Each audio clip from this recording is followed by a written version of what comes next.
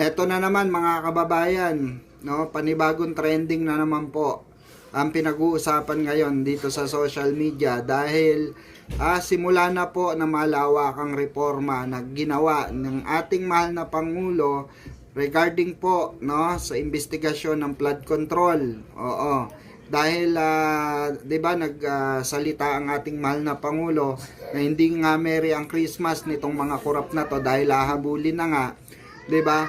Saka yung governance transparency mga kababayan. Ito ang gustong-gustong iwan sa atin ng ating mahal na Pangulo sa natitira niyang termino upang ang mga susunod na mamumuno sa atin ay hindi na makapalag. Kumbaga, mahihirapan ng makagawa ng mga anomalya regarding sa mga ghost project, regarding sa paggamit ng kaba ng bayan, di ba?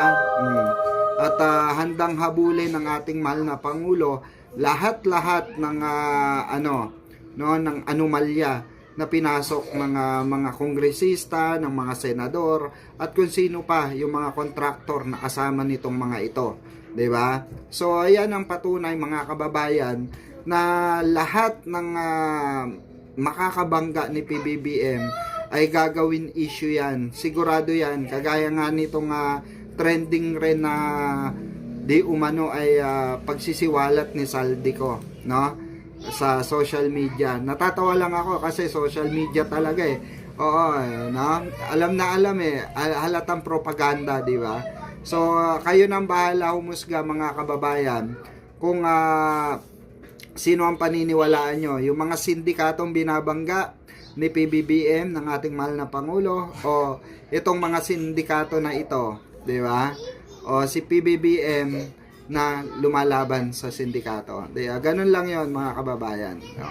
Kaya mag-isip kayong mabuti kung dapat pa bang iboto itong mga susunod na tatakbong itong mga to, no? Vote wisely sa susunod na eleksyon.